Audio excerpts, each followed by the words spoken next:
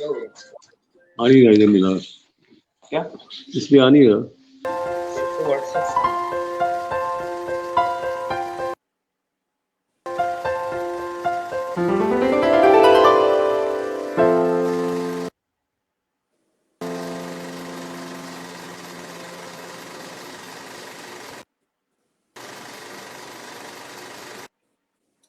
हमारे बाद इस महफिल में अफसाने बयां होंगे, बहारें हमको ढूंढेंगी, न जाने हम कहाँ होंगे।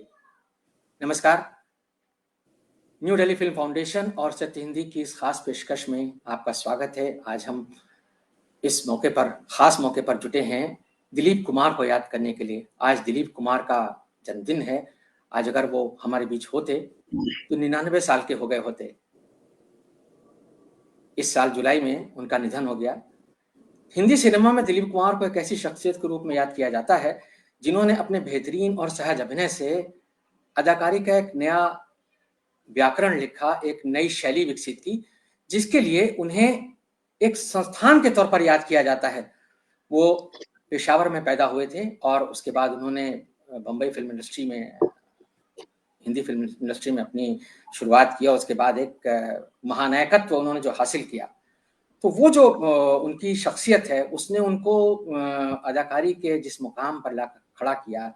तो ये सवाल उठता है कि सहज अभिनय के बूते पर क्या दिलीप कुमार को महानतम अभिनेता कहा जा सकता है हमारे हिंदी सिनेमा का। तो दिलीप कुमार के निधन के बाद उनकी पहली जयंती पर उन्हें याद करते हुए हम इस खास पेशकश का आयोजन सत्य हिंदी पोर्टल के साथ कर रहे हैं। आप अगर हमें सत्य हिंदी पर देख रहे हैं तो आप सत्य हिंदी को अगर आपने अभी तक सब्सक्राइब नहीं किया तो आप इसे सब्सक्राइब कर सकते हैं। आप न्यू दिल्ली फिल्म फाउंडेशन के फेसबुक पेज पर भी इसे देख रहे हैं तो न्यू दिल्ली फिल्म फाउंडेशन, जैसा कि हम पहले भी बता चुके हैं, एक ऐसी संस्था है जो अच्छे सिनेमा को प्रोत्साहित करने के उद्देश्य से बनाई गई है। तो आप उस फेसबुक पेज को भी लाइक कर सकते हैं। इस विशेष चर्चा में हमारे साथ कुछ बहुत खास मेहमान हैं जो सिनेमा और कला संस्कृति की दुनिया पर बहुत गहरी पकड़ रखते हैं, बहुत गहरी समझ रखते हैं।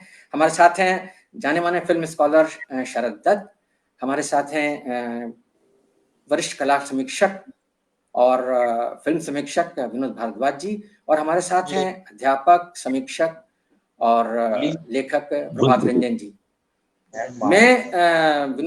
मैं दिलीप कुमार पर बातचीत की शुरुआत प्रभात जी से करना चाहूंगा। प्रभात जी ने दिलीप कुमार की जो आत्मकथा है substance and shadow and substance, उसका उन्होंने हिंदी में अनुवाद किया है, तो जिसका नाम है वजूद और परछाइयां।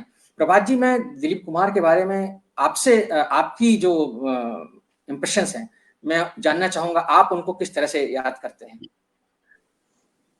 बहुत बहुत धन्यवाद अमिताभ जी कि आपने मुझे बोलने के लिए कहा, और मैं न्यू दिल्ली फिल्म फाउंडेशन और सत्य हिंदी का आभारी हूँ। इसलिए भी आभारी हूँ कि उन्होंने मुझे शरद दत्त जी और विनोद भारद्वाज जैसे दो दिग्गज फिल्म विशेषज्ञों के सामने अपनी बात रखने का मौका दिया। और दूसरी बात ये कि उन्होंने दिलीप कुमार के निधन के बाद उनकी इस पहली जयंती पर उनको याद किया और सुबह सुबह याद किया। 12 दिसंबर को उनकी पैदाइश हुई थी। दिलीप कुमार के बारे में आपने भूमिका में एक बात कही थी कि क्या वो एक महानतम अभिनेता थे भारतीय हिंदी सिनेमा के। ये महानतम शब्द तो पता नहीं वो महानतम थे कि नहीं थे, लेकिन दिलीप कुमार अपनी तरह के अकेले अभिनेता थे।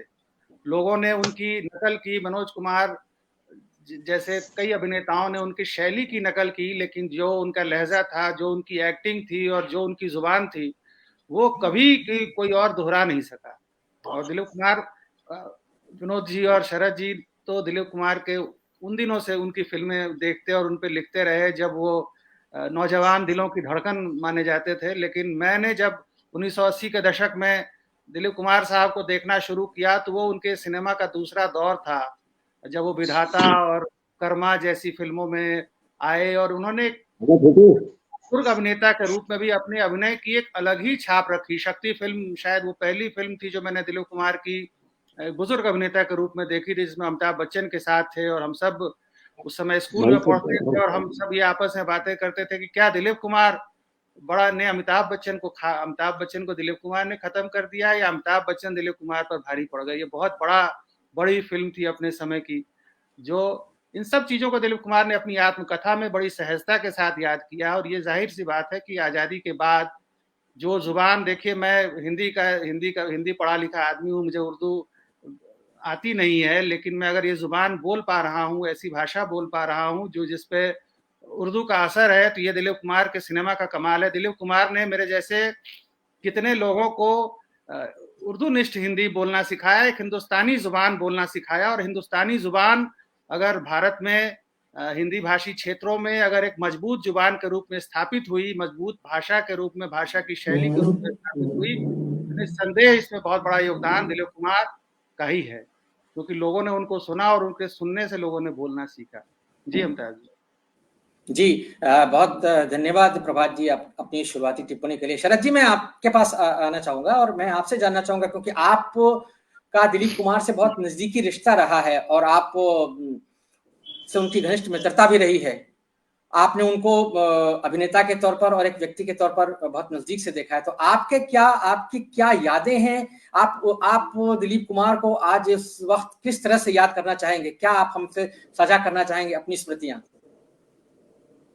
देखिए अमिताभ जी, जहां तक मुझे याद पड़ता है कि एक हिंदी में शब्दावली है फिल्मों में फ्लैशबैक, तो मैं अपनी बात फ्लैशबैक से शुरू करना चाहूंगा। बात 1946, 47, 48, 49, 50, 51 की है। उन दिनों हम सब लोग पाकिस्तान से लुटे पिटे विभाजन के बाद दिल्ली आए थे और उन शरणार्थियों को जिन रिफ्यूजी कैंप में रखा गया, उसमें जो सबसे मुख्य था वो था पुराना किला और किलिजवे कैंप। तो मेरे बचपन के 6.5 साल उस पुराना किला के खंडर में बीते और वो बहुत ही दुख भरे दिन थे। हालांकि मैं बहुत छोटा था, लेकिन मेरी याददाश्त 4 साल की उम्र से जब चीजें समझनी शुरू की, तो मुझे याद है कि उन दिनों वहां का माहौल इतना गमजदा था, लोग लूटे पिटे आए थे। तो ठीक पुराना किले के पीछे एक स्टेडियम टॉकीज है, तो वो लोग क्या करते थे कि सुबह से लेकर शाम तक जब उनका शो नहीं होता था, वो गाने बजाते रहते थे। और जो मुझे फिल्म संगीत का और दिलीप साहब का वो पड़ा, उसमें सबसे बड़ी भूमिका थी एक गाने की, धरती को आकाश पुकारे। मेला फिल्म का ही गीत था। मुझे ये भी नहीं मालूम था कि किसने संगीतबद्ध किया है, किसने लिखा है, किस पे पिक्चराइज हुआ है, लेकिन क्योंकि वो उस माहौल के अंदर वो गाना जहां तक लोगों की निराशा वो दूर भी करता था, उनको संबल भी देता था, तो वो गाना मेरे दिलो दिमाग पर अंकित हो गया। और उसके बाद जब मैंने फिल्में देखनी शुरू की, तो मैंने सबसे पहली फिल्म दिलीप साहब की जो देखी वो मेल आई थी। उस फिल्म को मैंने कई बार देखा और मैंने देखा कि दिलीप साहब जो हैं वो उस वक्त, क्योंकि हिंदी सिनेमा भी करवट बदल रहा था और दिलीप साहब भी अपनी एक्टिंग को मांझने के प्रोसेस में थे। बॉम्बे टॉकीज की देविका रानी ने इनको नैनीताल में देखा था, जहां वो अपने पिता के बिजनेस के सिलसिले में ऑर्चर्ड में जाते थे चीजें खरीदने। तो अमिया चक्रवर्ती उन दिनों कुछ बीमार थे, तो देविका रानी ने कहा कि तुम ऐसा करो, हिल स्टेशन चले जाओ। तो वो दोनों नैनीताल में थे, जहाँ दिलीप साहब भी आए हुए थे। तो उन दोनों ने जब दिलीप साहब को देखा तो उनकी शख्सियत से बहुत प्रभावित हुए। उन्होंने अमिया चक्रवर्ती से पूछा कि क्या ये लड़का टॉकीज हम बॉम्बे टॉकीज में ला सकते हैं? तो उसने कहा नहीं, आई एग्री विद यू। तो उन्होंने दिलीप साहब को अप्रोच किया और कहा कि हम बॉम्बे टॉकीज में हैं, ये डायरेक्टर हैं, ये इसकी मालकिन है, अब बम्बई आए हैं। तो उसने कहा कि देखिए मेरी फिल्मों में कोई दिलचस्पी नहीं है, मैं तो अपने फादर के बिजनेस के सिलसिले में आता हूँ। लेकिन फिर भी देविका रानी ने उनको अपना एक कार्ड दे दिया। तो जब दिलीप साहब बॉम्बे आए तो उन्होंने एक डॉक्टर मसानी थे, जो उनके पिता के बड़े उनके पारिवारिक संबंध थे। तो डॉक्टर मसानी एकदम से मिले, उन्होंने कहा कि यूसुफ तुम क्या कर रहे हो आजकल? उन्होंने कहा कि मैं नौकरी की तलाश में हूँ, क्योंकि अब बिजनेस ठीक चल नहीं रहा और अभी हालात भी ऐसे हैं। उन्होंने कहा कि देखो तो मैं जा रहा हूँ देविका रानी से मिलने, तो तुम मेरे साथ चलो। तो जब वो वहां पर गए तो जब उनका इंटरव्यू लिया गया, तो अब ये देखिए उस वक्त अशोक कुमार वहां के बड़े स्थापित कलाकार थे, राज कपूर वहां एक छोटे से उसमें स्टूडियो के क्लेबर बॉय के रूप में नौकरी कर रहे थे। तो दिलीप साहब ने कहा कि तब उन्होंने कहा कि देखिए साहब ऐसा करिए कि आपका नाम जो है यूसुफ खान ये चलेगा नहीं। तो वहां पर उसमें भगवती चरण वर्मा, नरेंद्र शर्मा और देवके रानी थे। तो 3 नाम सुझाए गए थे उस वक्त, वासुदेव, जहांगीर और दिलीप कुमार। तो पंडित नरेंद्र शर्मा को ज्योतिष का बहुत शौक था। उन्होंने कहा कि आप 1 मिनट रुकिए। उन्होंने कुछ उनकी हॉरोस्कोप बनाई या क्या बना, मैंने दिलीप साहब नाम बिल्कुल ठीक रहेगा क्योंकि इस नाम से इनको इतनी शोहरत मिलेगी। वो बाद में साबित भी हुआ। तो अमिया चक्रवर्ती की पहली फिल्म ज्वार भाटा में 1944 में जब रिलीज हुई तो उसमें जो पहला क्रेडिट था वो दिलीप साहब का नहीं था, वो आगा जो कॉमेडियन थे उनका था।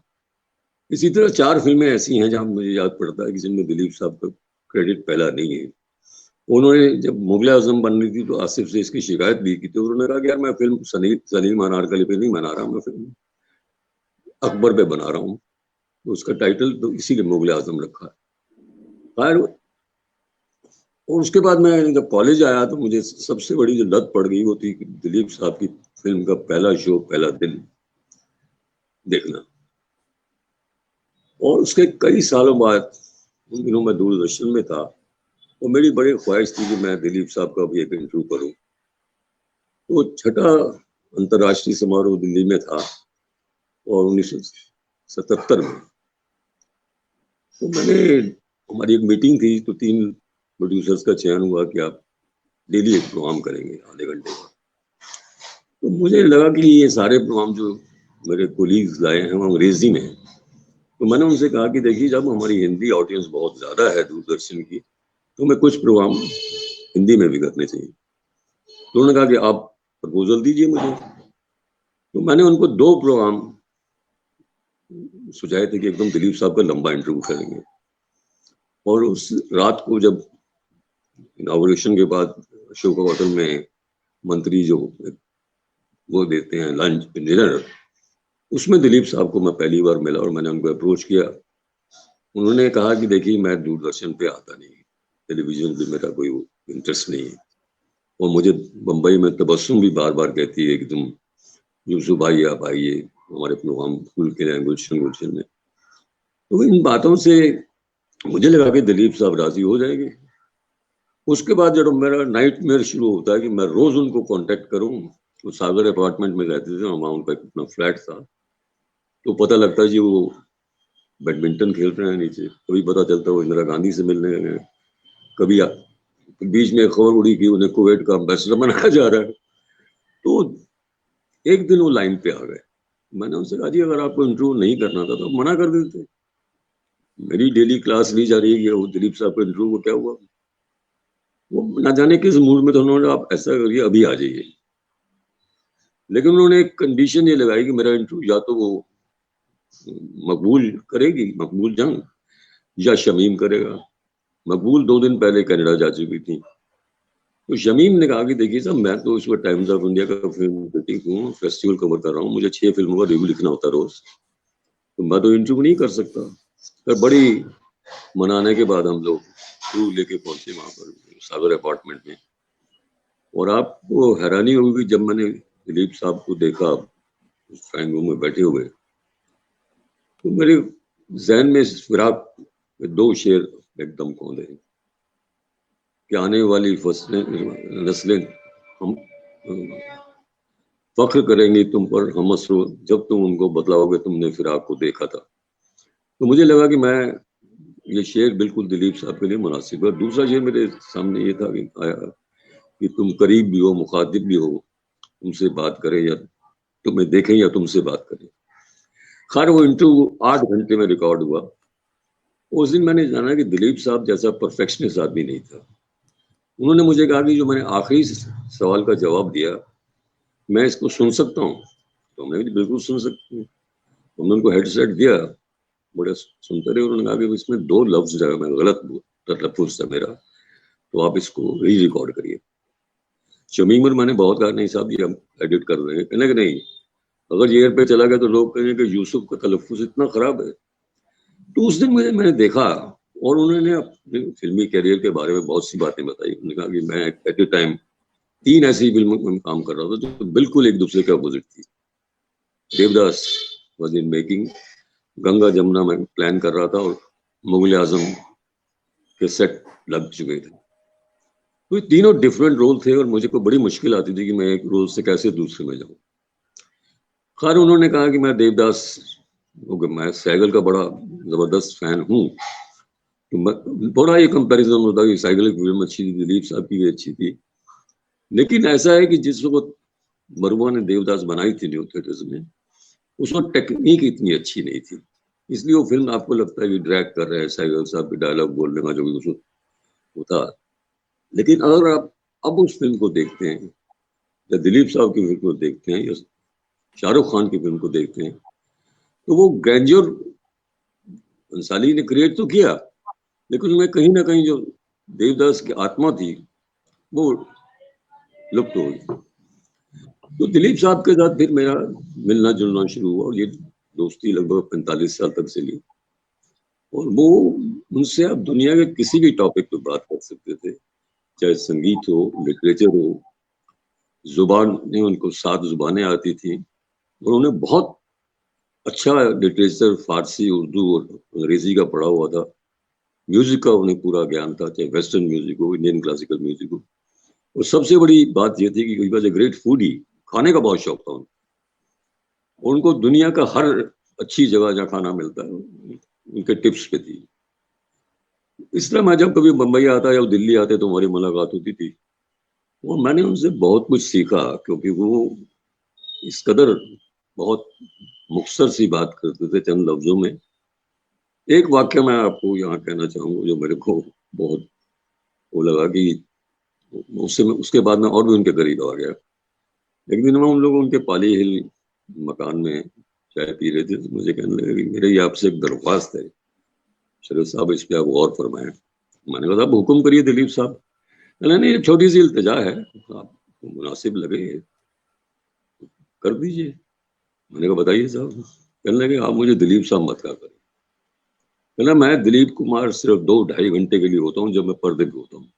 जब मैं शॉट दे रहा होता हूँ मैं दिलीप कुमार हूँ, जब मैं शॉट दे के स्टूडियो से बाहर आता हूँ तो मैं यूसुफ खान हूँ। और दोस्त भी मुझे यूसुफ कहकर बुलाते हैं, मेरा बैंक अकाउंट भी यूसुफ खान के नाम से है।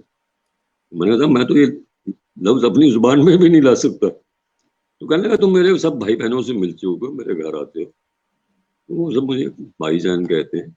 वैसे उनको घर में जो बड़ी बहन जब वो थे माँ वगैरह, उनको लाले बुलाती थी पेशावर की वजह से। तो वो दिलीप साहब की एक चीज मैंने जो नोट की कि जहाँ उनका जन्म हुआ था बाजार किस्सा ख्वानी था और वहाँ के किस्सा को बहुत मशहूर थे।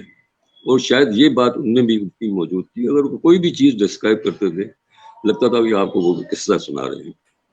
जी लेकिन जी शरद जी, आप बहुत बहुत दिलचस्प बातें कर रहे हैं और हम इस बातचीत को जारी रखेंगे। आपकी यादों का हम जो सिलसिला है उसको जारी रखेंगे। मैं इस बीच में लेकिन विनोद जी के पास जाना चाहता हूं, क्योंकि आपने जो बातचीत शरद जी की है उससे दिलीप कुमार की शख्सियत के कुछ बहुत दिलचस्प पहलू खुलते हैं। मैं विनोद जी से ये जानना चाहूंगा, सर आपने तो राष्ट्रीय अंतर्राष्ट्रीय सभी तरह के सिनेमा को देखा है, उसके बारे में आपका अध्ययन है, आप बहुत गहराई से और बहुत समय से देखते आए हैं। दिलीप कुमार के अभिनय पर आपको किन अभिनेताओं की कहना चाहिए कि स्टाइल का क्या कहीं कोई असर दिखता है? क्या आपको लगता है कि दिलीप कुमार की एक्टिंग किसी से प्रभावित रही? क्योंकि जहां तक सहज अभिनय का सवाल है, दिलीप कुमार के अलावा हम लोग जिन अभिनेताओं को जानते हैं, जिनका नाम हम लेते हैं, उनमें मोतीलाल हैं, बलराज साहनी हैं, अशोक कुमार बहुत बड़ा नाम है, और बाद के अभिनेताओं में संजीव कुमार हैं और नसीरुद्दीन शाह, ओम भी, और बाद में इरफान खान अभी जो थे एक्टर, या अभी भी जो नवाजुद्दीन सिद्दीकी वगैरह ऐसे एक्टर हैं। तो ये जो एक्टर जो उनसे पहले के थे और जो उनसे बाद के थे और जो उनके समकालीन भी कुछ रहे हों, क्या या अंतर्राष्ट्रीय स्तर पर जो अभिनेता रहे हों, तो क्या आप हमें इस बारे में कुछ बता सकते हैं कि किस तरह के अभिनेता, किस तरह की अभिनय शैली का उन्होंने स्वयं जो व्याकरण विकसित किया था, क्या वो कहीं से प्रभावित था या पूरी तरह से उनकी देन थी? आप अपने आप को अनम्यूट कर लीजिए प्लीज, विनोद जी अनम्यूट कर लीजिए। जी जी, आपकी आवाज नहीं आ रही है। अब आ रहा है? हाँ जी आ रही है, प्लीज बोलिए। ऐसा है कि मैं जरा चीज़ों को दूसरी तरह से देखना चाहूँगा। शरद जी तो उनके निजी संपर्क में थे और प्रभात जी ने उनकी आत्मकथा का अनुवाद किया है। उनसे मैं उस आत्मकथा के बारे में, मेरे एक मित्र देवेंद्र मोहन जो काफ़ी वो भी संपर्क में रहे, उन्होंने फेसबुक पर आज एक लंबी पोस्ट लिखी है, वो मैं बाद में आऊँगा। लेकिन मेरा जो मुझे लगता है 50s का सिनेमा, जो भारतीय सिनेमा में, हिंदी सिनेमा में स्वर्ण युग कह सकते हैं आप उसे, तो दिलीप कुमार यानी 50s, उनकी फिल्में तो 44 से आ गई थी, 47 में वो 25 साल के थे और उनकी 3 फिल्में बन चुकी थी। लेकिन उनका जो असली सिनेमा है, जिस सिनेमा से वो जाने जाते हैं, वो है 50s का और 60s का एक पार्ट कह सकते हैं, जिन उस सिनेमा से ही वो ट्रेजेडी किंग कहे गए। लेकिन मुझे ये लगता है कि उन पर कोई किसी की शैली का प्रभाव नहीं था। वो खुद अपने अपने जैसे राज कपूर पे चैपलिन का बहुत स्पष्ट प्रभाव था, लेकिन दिलीप कुमार थे और इसीलिए वो बिल्कुल अलग इमेज उनकी रही। तो मैं उसको यूं देखूंगा कि दिलीप कुमार, राज कपूर और देवानंद, ये जो त्रयी थी 50s की, जो मास्टर त्रयी कही जाती है, उसमें एक व्यक्ति आउटसाइडर था, गुरुदत्त। जबकि मैं समझता हूँ गुरुदत्त का अपना, वो भी एक अपना एक अलग दुनिया है, लेकिन उसे ट्राई में कभी नहीं माना जाएगा उसे, क्योंकि वो उतने उतने हालांकि प्यासा बहुत पॉपुलर फिल्म थी, लेकिन देवदास के और मुगले आजम के जो दिलीप कुमार थे, वो इतने उनका स्ट्रॉन्ग इम्पैक्ट था 50s में कि राज कपूर भी उनके सामने नहीं टिकते थे। बड़े बड़े एक्टर बाद में आए हैं, मेरा ख्याल सिर्फ नसीरुद्दीन शाह हैं जो दिलीप कुमार के मुकाबले में रखे जा सकते हैं, लेकिन वो आर्ट सिनेमा से आए हुए लोग थे और दिलीप कुमार ने कभी आर्ट सिनेमा में हिस्सा नहीं लिया है।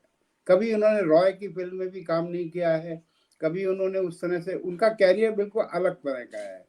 तो अंत में लोग क्या करते हैं, एंग्री यंग मैन यानी अमिताभ बच्चन, दिलीप कुमार जो ट्रेजेडी किंग, इन दो के बीच में अक्सर मतलब एक तरह का स्विंगिंग चलती है। लेकिन मैं समझता हूँ कि अमिताभ बच्चन भी उस रेंज में नहीं है जो दिलीप कुमार की रेंज में है, क्योंकि मैं महानतम सिनेमा कौन एक्टर है ये तो मैं नहीं कहीं चाहूंगा कि इस पर बहस करें, लेकिन इसमें ग्रेटेस्ट तो है इंडियन सिनेमा इंडस्ट्री में, हिंदी सिनेमा इंडस्ट्री में वो ग्रेटेस्ट तो हैं, इसमें कोई शक नहीं है। और उनका जन्म शताब्दी वर्ष शुरू हो रहा है इस साल, तो ये बहुत अच्छी बात है कि आप लोगों ने पहल की। और मुझे लगता है उन पर प्रॉपर डॉक्यूमेंटेशन, देखिए आत्मकथा के बारे में भी जो देवेंद्र मोहन का भी कहना है, एक्चुअली जो अभिनेताओं की आत्मकथा वो खुद तो लिखते नहीं है। सुनील गावस्कर एक अकेले स्टार हैं जो अपनी आत्मकथा अपने हाथ से लिखी है उन्होंने, सनी डेज। लेकिन फिल्म की दुनिया के लोग एज टोल्ड टू होता है, एक पत्रकार को बताया जाता है, उसमें फिर उसकी इमेज को बनाया जाता है, कुछ चीज़ों को हटाया जाता है।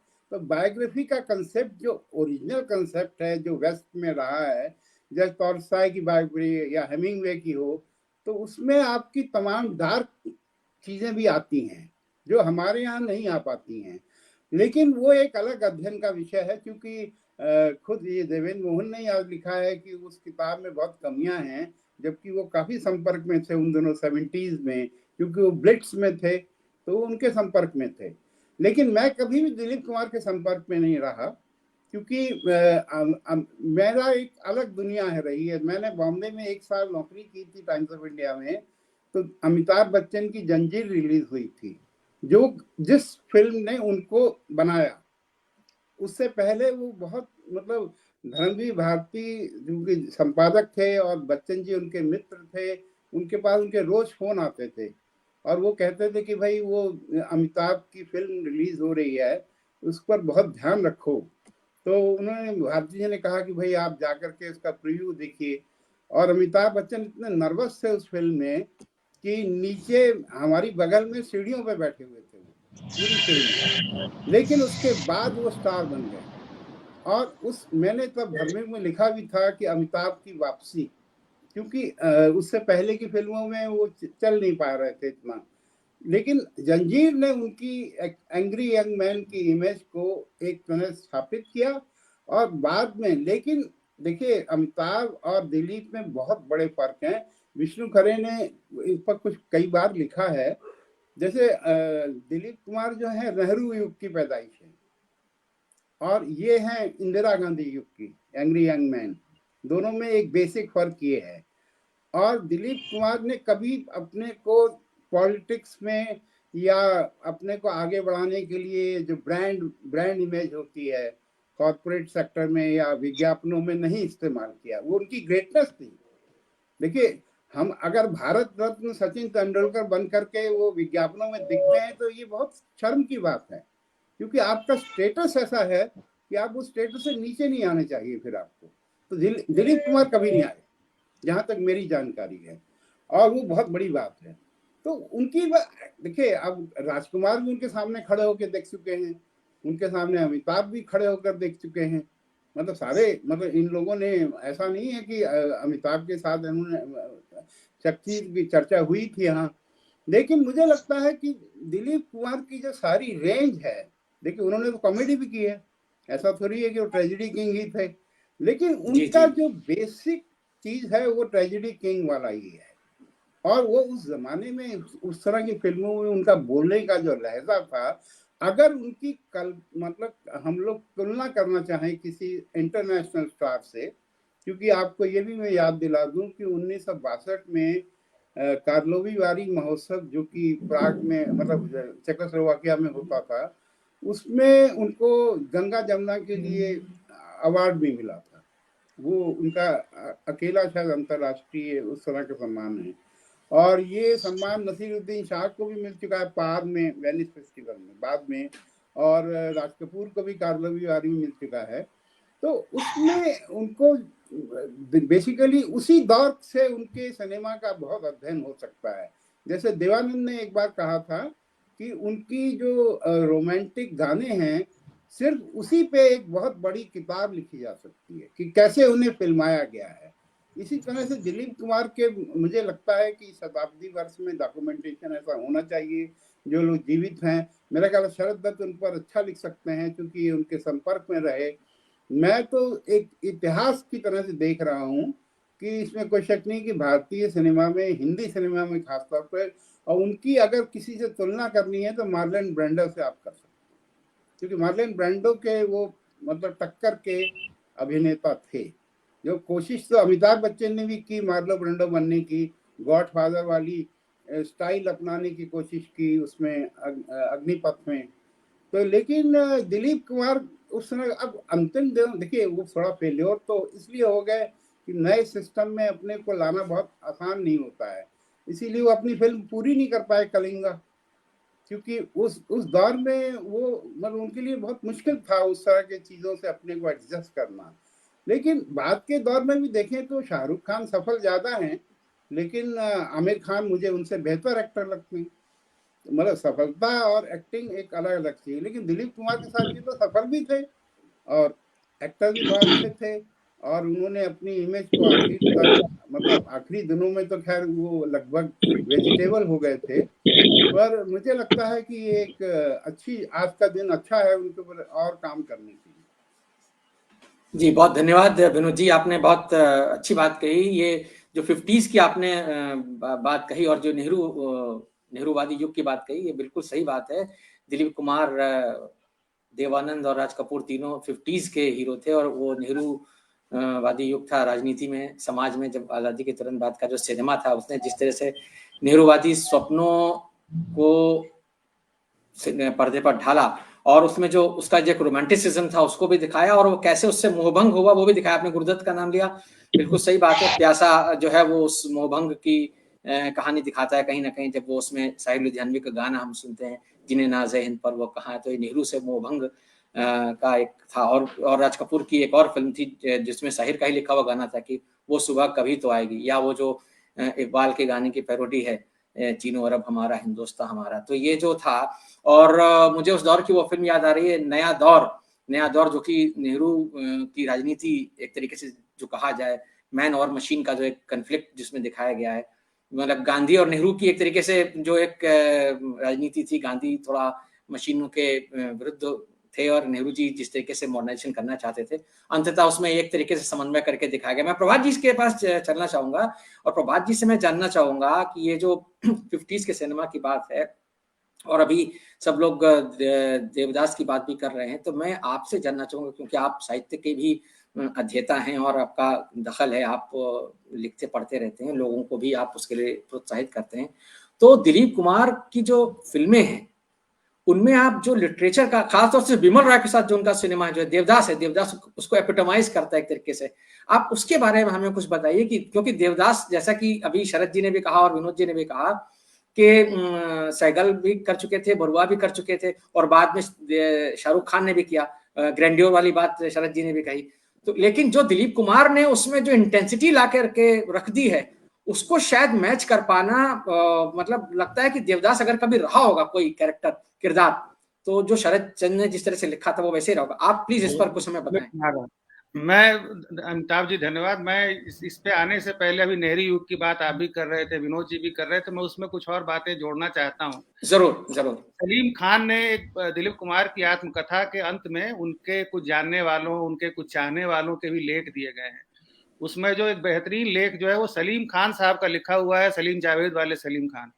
सलीम खान ने एक बहुत गहरी बात उसमें लिखी है। उन्होंने कहा कि आप अगर दिलीप कुमार की डायलॉग संवाद अदायगी की जो शैली है, उस शैली को आप देखेंगे तो रुक रुक के दो वाक्यों के बीच में पॉज लेकर बोलते थे।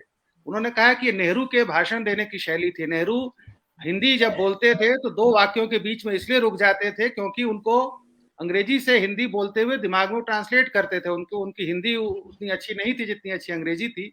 वो एक पॉज देकर बोलने का जो नेहरू का अंदाज था उसको अपनी डायलॉग डिलीवरी में दिलीप कुमार ने उतारा और दिलीप कुमार ने राजनीतिक आम लोगों में नेहरू की छवि बनाने में दिलीप कुमार की फिल्मों का बहुत बड़ा योगदान रहा। ये सलीम खान साहब ने लिखा और ये बात सही हो सकती है, नहीं हो सकती है, ये तो शरद जी बताएंगे। लेकिन मैं एक बात और बताऊं कि कांग्रेस पार्टी से उनका लगातार जुड़े रहे और शायद पहले फिल्म अभिनेता थे जिन्होंने बाकायदा कांग्रेस पार्टी के उम्मीदवारों के लिए चुनाव प्रचार किए और रजनी पटेल, अपने दोस्त रजनी पटेल के कहने पर वो चुनाव प्रचार करते थे कांग्रेस पार्टी के। और बाद में मुंबई के शेरिफ भी बनाए गए जब शरद पवार कांग्रेस पार्टी के मुख्यमंत्री थे शायद, या उस समय बड़े ने उनकी कोशिशों से बनाए गए। तो उनके सिनेमा में, उनके राजनीति में, उनके नेहरू से उनका अपना था। एक आत्मकथा में उनका एक प्रसंग भी आता है कि वो वैजयंती माला के साथ मद्रास में, उस समय मद्रास था, वहाँ वैजयंती माला के साथ एक फिल्म की शूटिंग कर रहे थे। तो वहाँ सेट पर उस समय चेन्नई में शूटिंग हो रही थी और चेन्नई में प्रधानमंत्री जवाहरलाल नेहरू आए हुए थे और ये था कि वो उस फिल्म की शूटिंग के लिए भी देखने के लिए सेट पर आने वाले थे। तो बड़ी तैयारी हो रही थी और वैजयंती माला की माँ ने कहा कि ये तो इनका नेहरू बहुत इनको मानते हैं और नेहरू उसको बेटे बच्ची की तरह मानते हैं और नेहरू ने बहुत अच्छी से जानते हैं। तो सब लोगों ने सोचा कि भाई उसको आगे कर दिया जाए। वैजयंती माला उनके स्वागत के लिए सबसे आगे रखी गई। लेकिन नेहरू जब आए तो उन्होंने वहां ढूंढा, कहा रहे यूसुफ तुम कहाँ हो, और वो सीधा दिलीप कुमार साहब के पास चले गए। जो कि दिलीप कुमार ने ऐसा कुछ नहीं कहा था कि मैं नेहरू को जानता हूँ या नेहरू से वो मिलने के भी उनके कोई ऐसे प्रसंग नहीं है। और जहां तक साहित्य की से उनके संबंध की बात और देवदास की बात की है, वो तो एक अलग बात है। देवदास में उनके अभिनय का जो म्यार है, उनके जो डायलॉग डिलीवरी है, एक एक डायलॉग याद है कि क्योंकि नींद भी कभी रोज आती है चुन्नी बाबू, जो उनके बोलने का शैली थी। देवदास अकेला ऐसा उपन्यास है जिसपे भारतीय भाषाओं में सबसे अधिक फिल्में बनी हैं, लेकिन सबसे यादगार जो फिल्म रह जाती है वो दिलीप कुमार वाली ही फिल्म रह जाती है और उसमें बहुत बड़ी भूमिका उनके अभिनय की है। दिलीप कुमार का साहित्य गहरा लगाव था, उर्दू साहित्य के बहुत अच्छे विद्वान थे, मतलब अच्छे पढ़ाकू थे। वो शायरी के मीटर को समझते थे। आखिरी दिनों का उनका एक वीडियो अमिताभ जी आप कभी यूट्यूब पे देखें, जिसमें एक लड़का उनके सामने कोई शेर बोलता है, वो कहते हैं कि इसमें वजन नहीं है, वजन दूसरे मिसरे में वजन उखड़ गया है। वो उसको मीटर समझाने लगते हैं। हालांकि वो ऐसे दौर में बोल रहे हैं जब उनको स्मृति नहीं थी, तो वो ठीक से नहीं समझा पा रहे, लेकिन वो मीटर नहीं पकड़ पा रहे। और मैं उनकी आत्मकथा के हवाले से कहना चाहूंगा कि उन्होंने बड़े आदर के साथ, कोई बड़ा फिल्मकार लेखकों को याद नहीं करता है, कोई बड़ा अभिनेता मैंने नहीं देखा कि अमिताभ बच्चन ने अपने बाबूजी के अलावा किसी और लेखक को कभी याद किया हो, और अपने बाबूजी को भी इसलिए याद करते हैं क्योंकि वो उनके पुत्र हैं।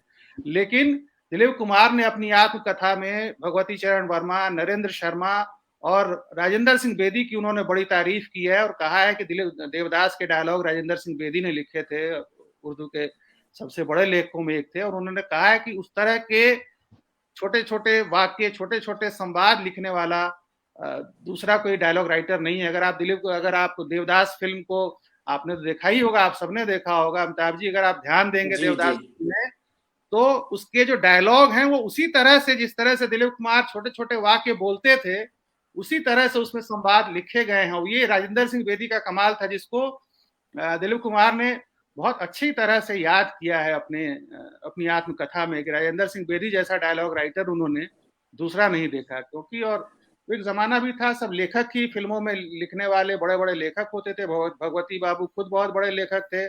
शरद दत्त जी ने के निजी संबंध रहे, इन्होंने कहा कि भाई भगवती चरण वर्मा, नरेंद्र शर्मा ने उनका नाम बदला था। ये कहानी दूसरे रूप में भगवती चरण वर्मा के लिए भी चलाई जाती है, क्योंकि भगवती चरण वर्मा एक बड़े लेखक होने, चित्रलेखा जैसे उपन्यास के बड़े लेखक होने के साथ साथ बहुत ऊंचे दर्जे के ज्योतिषी भी थे, और वो भी अंकों मतलब उसका ज्ञान रखते थे कि किस नाम से क्या हो सकता है ये कहानी। लेकिन बड़ी बात यह है कि बॉम्बे टॉकीज में वो दोनों लेखक थे। जब दिलीप कुमार ने वहां प्रवेश किया अभिनेता के रूप में, तो वो दोनों लेखक वहां थे, और अशोक कुमार जैसा अभिनेता था। विनोद जी ने कहा कि उनके ऊपर किसी का प्रभाव नहीं दिखाई देता। ये वाकई अपने बेमिसाल अभिनेता थे, इसमें कोई शक नहीं है। लेकिन उनके शुरुआती अनुभव में, अभिनय में और बाद में भी अगर आप ध्यान दें, दिलीप कुमार जिस तरह से हाथ को अपने चलाते हैं, हैंड मूवमेंट जिस तरह से अपने अभिनय में वो करते हैं, अगर आप ध्यान दें तो अशोक कुमार के हैंड मूवमेंट की तरह उनकी हैंड मूवमेंट लगती है। अशोक कुमार अकेले ऐसे अभिनेता थे, उनकी आत्मकथा में उन्होंने लिखा है जिसको वो भैया, जीवन भर भैया जी, बहुत बिल्कुल अशोक भैया, बिल्कुल सही कहा। अशोक भैया का कम से कम उनके अभिनय पे तो खैर वो उनसे मतलब बड़े अभिनेता थे दिलीप कुमार, इसमें कोई संदेह नहीं है। लेकिन उनके बॉडी लैंग्वेज में कभी कभी आपको अशोक कुमार की झलक दिखाई दे जाती है। बहुत बहुत बहुत बहुत इम्पोर्टेंट बात कही आपने, क्योंकि उसका अशोक कुमार जी प्लीज था कि बॉम्बे टॉकीज, क्योंकि आप देखिए ये जो दिलीप कुमार का नाम है उसमें कुमार जो है अशोक कुमार के कारण लगाया गया है, क्योंकि भगवती चरण वर्मा ने सिर्फ दिलीप नाम दिया था जी। कुमार तो उस समय देविका रानी ही तो उनको लेके आई, तो अशोक कुमार उस समय उनके सबसे बड़े स्टार थे बॉम्बे टॉकीज के। तो एक कारण ये है कि शायद उन पर ये एक तरह का दबाव रहा होगा, लेकिन लेटर स्टेज में अशोक कुमार उनके सामने खड़े नहीं हो सकते।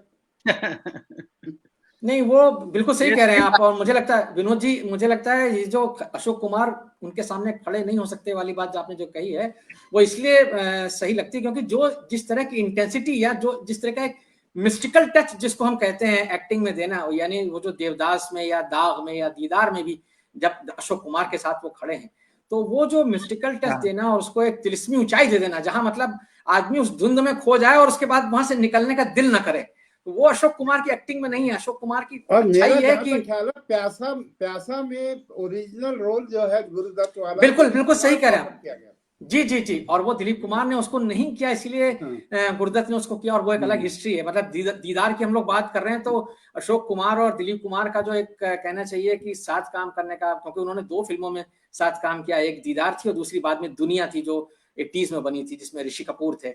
तो वो जो दीदार तो खैर एक क्लासिक फिल्म है, और उसमें खुद दिलीप कुमार ने अपने संस्मरणों में कहीं लिखा है कि वो उसमें असली एक्टिंग जो है वो तो अशोक भैया की थी, और वो अशोक कुमार ने भी अपने संस्मरणों में लिखा है कि वो एक सीन है, उन्होंने कहा एक ही सीन है जिसमें मैं यूसुफ को चाटा मारता हूँ, उसके बाद जो है वो अपना हाथ जो है वो दरवाजे में फंसा देता हूँ। तो वो जो 2 महान कलाकारों की एक तरीके से कहा जाए, उसको हम टक्कर कहें या जो भी कहें, लेकिन वो उस फिल्म में दिखता है कि 2 बहुत ऊंचे कलाकार जब आते हैं तो किस तरह का सिनेमा बनता है। बहुत अच्छी बात प्रभात जी आपने कही। मैं वापस शरद जी के पास जाना चाहूंगा। जो आप कह रहे थे उस समय कि मुझे यूसुफ कहा करो, दिलीप कुमार कहते थे आपसे कि भाई मुझे यूसुफ खान कहो या भाईजान कहो। मैं एक चीज एक बात कहना चाहता हूँ, चूंकि कांग्रेस से उनके रिश्ते की बात यहाँ पर आई है। दिलीप कुमार को अपने इन्हीं पॉलिटिकल रिश्तों की वजह से और अपने पॉलिटिकल व्यूज की वजह से, या क्या कह लें कि अल्पसंख्यक होने की वजह से, बाद के दौर में बहुत सारी छींटाकशी का, आलोचना का, विरोध का निंदा का सामना करना पड़ा, बेवजह सामना करना पड़ा, जिससे वो बहुत दुखी थे। उनको जब देखिए दिलीप कुमार को 8 बार फिल्म फेयर पुरस्कार मिला, लेकिन दुर्भाग्य देखिए इतने बड़े अभिनेता को एक बार भी राष्ट्रीय फिल्म पुरस्कार नहीं मिला। तो जब वो निशान इम्तियाज उनको मिला, पाकिस्तान का सर्वोच्च सम्मान, उसके बाद उनकी बहुत निंदा की गई, शिवसेना ने उनको उनकी बहुत आलोचना हुई, जिससे कि वो बहुत दुखी थे। तो एक तरह से कहा जाए जो सांप्रदायिक राजनीति थी हमारी, उसके निशाने पर भी वो रहे, जिसके उन पर जासूस होने का आरोप तक लगाया गया। तो शरद जी, मैं आपसे जानना चाहूंगा, क्योंकि आप दिलीप कुमार के इतने करीबी रहे हैं, आपने कहा कि 45 साल का उनका संबंध रहा है, क्या इस बारे में कभी आपसे उनकी कोई बातचीत हुई? जैसा कि विनोद जी ने कहा कि वो नेहरू युगीन थे, तो क्योंकि उसका अगर आप मेघनाथ शाह की किताब पढ़े, मेघनाथ तो नाम ही नहीं, दिलीप कुमार नेहरू। तो दिलीप कुमार ने सिर्फ रजनी पटेल ही नहीं, एस.के. पाटिल का भी बड़ा उन्होंने प्रमोशन किया था, जब वो एस.के. पाटिल। जी हाँ शरद जी बोलिए प्लीज, आपकी आवाज नहीं आ रही है। शरद जी फ्रीज हो गए हैं, लगता है शरद जी से संपर्क टूट गया। जी विनोद जी, आप कुछ कहना चाह रहे थे? नेहरू जी के अलावा इंदिरा गांधी से उनके बड़े अच्छे संबंध थे जी। और एक बात का जिक्र मैं यह कहना चाहूंगा कि वामी, मैं विनोद जी से एग्री करता हूं कि वो ऑटोबायोग्राफी है ही नहीं, क्योंकि ऑटोबायोग्राफी के अंदर जो किसी किताब के अंदर आप ये नहीं दिखेंगे 18, 19, 40 इंटरव्यू छाप दिए जाए जो उनके। दूसरा ये कि वो किताब जो है वो थर्ड पर्सन में लिखी गई है, कि जो बातें सायरा ने उदित तारा नायर को बताई उसने वो लिख दी। अब मुझे उस ऑटोबायोग्राफी से 2-3 शिकायतें हैं, जैसा कि मैंने इन मजाक में किसी से कहा था कि it has no substance no shadows. तो वो इस तरह की जो ऑटोबायोग्राफी आती है तो लोगों की इच्छाएं बहुत बढ़ जाती है कि दिलीप कुमार पे पहली ऑटोबायोग्राफी आ रही हो, जो कहेंगे सच कहेंगे। अब देखिए उन्होंने उसमें सादत हसन मंटो को एक लाइन में डिसमिस कर दिया। ज्योति चरण वर्मा, नरेंद्र शर्मा हिंदी के लेखक थे, और लेकिन सादत हसन मंटो वहां थे, इसमत चुगताई थी, कृष्ण चंद्र थे। और एक बात दिलचस्प मैं कहना चाहूंगा आपसे कि जब देवदास बन रही थी और राजेंद्र सिंह बेदी उसके डायलॉग लिख रहे थे, और जो सहगल की फिल्म थी, क्योंकि बरुआ ने वो फिल्म दोनों डायरेक्ट की थी, उन दोनों के कैमरामैन विमल राय थे। तो उन्होंने जो फिल्म भी इनके आप क्रेडिट देखें तो उसमें आता है कि this film is dedicated to late PC Barua and K L. Saigal. तो देवदास क्योंकि वो 2 बार उसको शूट कर चुके थे, और अगर आप उसमें देखें तो कोई शॉट आपको बिल्कुल वही लगेंगे जो देवदास के साथ है, या बिनावत नहीं चैन, बिल्कुल उसी एंगल से उन्होंने वो शॉट लिया जब वो पैगल गली में पड़े हुए हैं और वो आके तुमसे कहती है कि देवदास घर चलो। तो इस तरह की बहुत वो थी। लेकिन एक दिलचस्प बात मुझे खुद केदार शर्मा ने बताई थी कि जब मैं बेदी साहब डायलॉग लिख रहे थे तो एक दिन उनके पास आए, कहने का पंडित जी क्या मैं आपके कुछ डायलॉग इस फिल्म में इंक्लूड कर सकता हूँ, क्योंकि मैंने बहुत कोशिश की, मैं उस तरह का डायलॉग लिख नहीं पा रहा। तो वो तो बड़े फराग दिल थे केदार शर्मा ने कहा भाई देखिए फिल्मों में तो किसी का कॉपीराइट होता नहीं, आप कहीं से उठाते हैं भानुमति का कुंडवा जोड़ देते हैं। लेकिन दिलीप कुमार का, जैसे मैंने आपसे कहा था कि शुरू में कि उन दिनों ये बड़ी खबर फैली थी कि कुवैत के एम्बेसडर बना के भेजे जा रहे हैं, तो लेकिन अशोक कुमार को उन्होंने इसलिए भी माना कि जब दिलीप साहब आए वहां पर तो उस वक्त अशोक कुमार एस्टेब्लिश्ड एक्टर थे, उनकी फिल्में बहुत हिट हो चुकी थी, और उनका जो मैनरिज्म था वो तो प्राण साहब ने भी कहा था एक बार कि मुझे सबसे बड़ी, मैं इसलिए फिल्मों में हीरो नहीं बन सका कि मेरा प्रॉब्लम हाथों का होता है, मैं एकदम स्ट्रेट खड़ा हो जाता हूँ तो बड़ा ऑड लगता है। तो उन्होंने भी कहा कि अशोक कुमार एक ऐसे एक्टर हैं जो इतनी तरह से सिगरेट जला सकते हैं। उनको भी, क्योंकि दिलीप साहब के जो बड़े भाई थे अयूब, वो बीमार रहते थे, तो घर पे ही बिस्तर पे लेटे रहते थे और कहते थे कि यूसुफ ये किताब अच्छी है तुम इसको पढ़ो। तो वो उनको अपना फ्रेंड फिलोसोफर गाइड मानते थे और कहते थे कि मुझे बहुत सी अच्छा अदब पढ़ाने में अयूब भाई का बहुत बड़ा हाथ था। फिर उनके छोटे भाई एहसान खान थे, उनसे तो हमारी बड़ी मुलाकातें रहती थी। तो बाद में जब वो नसीम बानो के यहाँ शिफ्ट कर गए तो मैं जब आखिरी बार उनसे मिलने गया दिलीप साहब से, और आखिरी बार मेरी अपनी चॉइस थी, इन सेंस कि मैंने जब उनको देखा कि उनकी मेमोरी फेल हो रही है, उनको उस वक्त तक पास याद था बिल्कुल, लेकिन फ्यूचर बिल्कुल याद नहीं था। और वो उन्होंने मुझसे ये पूछा कि शमीम आता है दिल्ली से बम्बई? मैंने कहा आता है। मैंने कहा मैं उसके लिए कुछ उसकी मदद नहीं कर सका। मैंने कहा साहब वो हालांकि उनको बम्बई का क्लाइमेट सूट नहीं करता था, वो शमीम भी अब दिल्ली में अस्पताल आते रहते हैं, जाते रहते हैं, लेकिन वो दिलीप साहब को बहुत अच्छी तरह से जानते थे। मैं समझता हूँ कि उनकी आत्मकथा जीवनी लिख सकता था तो शमीम लिख सकते थे। एक ऐड उन्होंने किया था LIC का, वो भी इसलिए कि वो सीनियर सिटीजन के लिए अपील थी कि LIC को ये बीमा कराएं आप। लेकिन एक उनका 40s में एक अचार का ऐड भी मैंने देखा। तो वो हाँ उनकी फोटो है, तो वो हो सकता है कि किसी दोस्त की वजह से उन्होंने वो कर दिया हो, क्योंकि या उनके फादर के कोई दोस्त हो जो अचार का काम करते हो, तो अदरवाइज उनको वो नहीं था। उन्होंने तो खुद कहा था जेब के नानी से कि जी आप मेरा कोई भी नाम रखिए, बस यूसुफ खान मत रखिए। मेरे वालिद को पता चल गया, जी जी जी, तो उनके फादर को पता लग गया तो हो जाएंगे। तो उसमें भी बड़ा मशहूर किस्सा है जो बड़ा प्रचलित हुआ कि पृथ्वीराज कपूर के पिता और उनके दिलीप साहब के वालिद थे, जिन्हें वो आगा साहब कहते थे। तो वो जब दोनों आ चुके थे, ये तो 1926 में बम्बई आ गए थे उनका परिवार, और उसके बाद दिलीप पृथ्वीराज कपूर भी कलकत्ता में थे। लेकिन अशोक कुमार को उन्होंने बहुत क्रेडिट दिया और उन्होंने कहा कि मैंने बहुत कुछ सीखा अशोक कुमार से, इसीलिए मैं उनको जिंदगी भर अशोक भैया कहता रहा। अब जैसे आप विनोद जी ने कहा था कि उसमें अंदर शेडोज वो जो है डार्क वो भी आनी चाहिए मूवमेंट्स।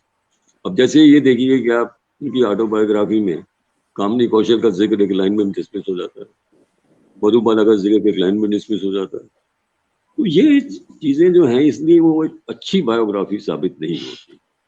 जी, ये आपने बहुत महत्वपूर्ण बात कही है, मधुबाला का जिक्र जो बहुत जल्दी, वाकई मैंने भी उस किताब को पढ़ा है, तो मुझे भी लगा कि जिस प्रेम कहानी को और प्रेम कहानी को मतलब हिंदी सिनेमा या मतलब एक कहा जाए कि जो हस्तियों की प्रेम कहानियां होती हैं वो उसमें एक लेजेंडरी स्टोरी कहा जाता है, उसको दिलीप कुमार ने अपनी ऑटोबायोग्राफी में बहुत कम उसमें निपटा दिया। जबकि किस्सा तो यह है कि उन्होंने भरी अदालत में खड़े होकर के कहा था, नया दौर का जब मुकदमा चल रहा था, कि मैं मधुबाला से भी अपना मोहब्बत करता हूँ, तो फिर उन्होंने अपनी किताब में उसको क्यों इतने कम शब्दों में वर्णन किया, ये मुझे भी समझ में नहीं आया। जबकि हमने देवानंद की जो ऑटोबायोग्राफी पढ़ी है, जो देवानंद ने रोमांस सिंह विद लाइफ, उसमें उन्होंने बहुत विस्तार से अपने प्रेम संबंधों का वर्णन किया, सुरैया के अलावा भी जहां जहां उनका जो इन्वॉल्वमेंट रहा, तो वो एक ईमानदारी दिखती है। ये आपका ऑब्जर्वेशन बहुत सही है कि वो जो बायोग्राफी या ऑटोबायोग्राफी वाली बात है, चूंकि प्रभात जी ने उसका अनुवाद किया है, प्रभात जी भी उस पर कुछ प्रकाश डाले तो मुझे अच्छा लगेगा। साहब जी, शरद जी तो खैर जो बात बता रहे हैं और जो इनकी याददाश्त है माशाल्लाह कमाल की है, लेकिन एक चीज है कि डार्क ऐसा नहीं है कि इस किताब में उनके दूसरे पहलू नहीं है। जैसे उन्होंने मुगले आजम के आसिफ के बारे में लिखते हुए कहा है कि उनकी बहन सबसे छोटी बहन जिसको उन्होंने विदेश में पढ़ाया था, वो के आसिफ के साथ भागकर उन्होंने विवाह किया था, इसका भी अफसोस उन्होंने उसमें जताया है। और उनकी दूसरी शादी जो उन्होंने आसमा से की थी, इसको लेकर पूरा प्रसंग खुद उन्होंने भी लिखा है, और उसपे ऋषि कपूर ने बड़ा मजाहिया बड़ा अपने अंदाज में लिखा और कहा है कि जब ये दुनिया फिल्म की शूटिंग चल रही थी तो पूरे सेट पे अशोक कुमार ने दिलीप कुमार से कहा था, अशोक कुमार, यूसुफ तुमने शादी कर ली, यूसुफ ये सुना तुमने दूसरी शादी कर ली, यहाँ लोगों से एक दुनिया नहीं संभलती। तो दिलीप कुमार ने कहा कि अशोक भैया ये बातें हम यहाँ से बाहर भी कर सकते हैं। तो जाहिर है कि वो उसको लानत मलामत जो हुई थी उस शादी को लेकर, उसको भी उन्होंने कहा है। और परिवार के ऐसे बहुत सारे प्रसंग, उन्होंने अपने पिता की मृत्यु के समय उनसे ये वचन दिया था कि मैं आपके सारे बच्चों का, बहुत बड़ा परिवार था, 8-9 भाई बहन थे और सबसे बड़े थे दिलीप कुमार, मतलब अयूब साहब के मरने के बाद, जो उनके बड़े भाई थे उनके गुजरने के बाद, तो उन्होंने वचन दिया था कि मैं सबका अपने पूरे परिवार का ध्यान रखूंगा। और इसीलिए उन्होंने उनकी जब शादी की सारा बानो से, उस समय उनकी उम्र 45 साल हो गई थी और उनकी बहनों ने बहुत विरोध किया था, जिसकी वजह से उनको नसीम बानो आप ठीक कह रहे हैं, क्योंकि 44 साल की उम्र थी दिलीप साहब की, सायरा की 22 थी। लेकिन क्योंकि वो उनकी जो बाकी बहन और ये जो अख्तर थी वो, उनसे 3 बहनें और भी छोटी थी। और जब आसिफ से उन्होंने शादी की, तो कुछ सेट पे आती थी, वो अमेरिका में थी, तो आसिफ उनको लेके, दिलीप साहब को लेके लंदन गए जहाँ बिग बननी थी उनकी। वो उनको प्यार से जॉनी कह के बुलाते थे। उनकी एक और फिल्म भी थी बड़ी अच्छी, जो इसमें बलराज सानी थे और नरगिस थी, तो उसके अंदर उन्होंने अपना कहा कि भाई देखिए, बलराज सानी तो सो जेल से लाए जाते थे फिल्म की शूटिंग के लिए, तो वो आसिफ ने, उसके प्रोड्यूसर थे, एस.के. ओझा ने डायरेक्ट की थी, तो वो कहते थे कि जॉनी एक शॉट और लेंगे। तो लोगों को बड़ा ताज्जुब होता था कि उनकी दोस्ती बहुत थी, दोनों खाने पीने के बहुत शौकीन थे। लेकिन जो अख्तर का, मैंने जब मुगल आजम कलर हुई थी, तो मैंने उसमें 2 आर्टिकल बड़े लंबे लिखे थे पूरी प्रक्रिया पे, तो मैंने कहा काश आसिफ शरद जी, आपने अभी दिलीप कुमार साहब के बारे में बात करते हुए आपने वो अचार का जिक्र किया था, उसके विज्ञापन का, तो मेरे पास वो तस्वीर आ गई इत्तेफाक से। मैं चाहता हूँ, वो मिर्च के अचार का विज्ञापन उन्होंने किया था, चिली पिकल, और वो मैं आपको दिखाने की कोशिश करता हूँ अपने मोबाइल के जरिए। ये the taste of your tongue is packed in this bottle, Dilip Kumar, ये उसमें आ रहा है, अगर हम देख पाए तो ये बहुत दिलचस्प है कि ये दिलीप कुमार ने मिर्च के अचार का विज्ञापन भी किया था किसी जमाने में। ये अमिताभ जी अचार का जिक्र कर रहा है, तो मैं एक अचार का किस्सा और दिलीप कुमार साहब का सुना देता हूँ, जो जरूर आया है। वो किस्सा ये है कि मनोज कुमार साहब उनको लेकर, उनका क्रांति फिल्म बनाने वाले थे, और चाहते थे कि उसमें जो किरदार है दिलीप कुमार उसमें अभिनय करें। दिलीप कुमार ने उससे पहले मनोज कुमार की फिल्म में काम नहीं किया था।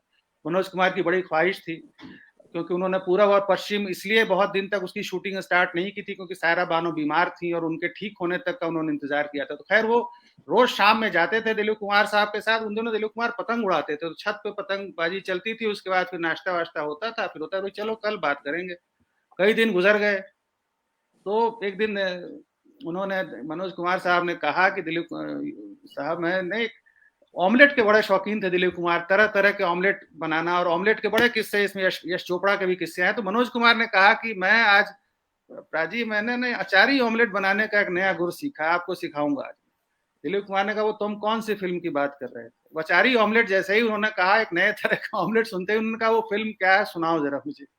और उन्होंने सही कह रहे हैं। वो आपने जो बिल्कुल दिलीप कुमार साहब के फूडी होने की बात शरद जी ने भी कही थी, और मैंने भी ऐसे बहुत सारे किस्से पढ़े। मैं राही मासूम रजा का एक संस्मरण कहीं पढ़ रहा था, जिसमें उन्होंने कहा कि वो खुद तो राही मासूम रजा जो है वो बिना दूध और शक्कर की चाय पीते थे, लेकिन दिलीप कुमार साहब के साथ कहीं बैठे हुए थे, तो दिलीप कुमार ने कहा कि भाई चाय में जो है वो अरारोट का बिस्कुट डुबो कर खाओ तो वो बड़ा मजा आता है। और उन्होंने उनके लिए चाय मंगवाई, और वो दूध और चीनी की चाय, और उसमें उन्होंने अरारोट का बिस्कुट जो है वो उनको बिना पूछे, जब तक वो कहते तब तक उन्होंने उसमें डाल दिया। तो घुल गया जब वो बिस्कुट, तो वो जाहिर बात है, हम सब जानते हैं, घुल करके वो एक मलाई की परत की तरह चाय के ऊपर आ गया।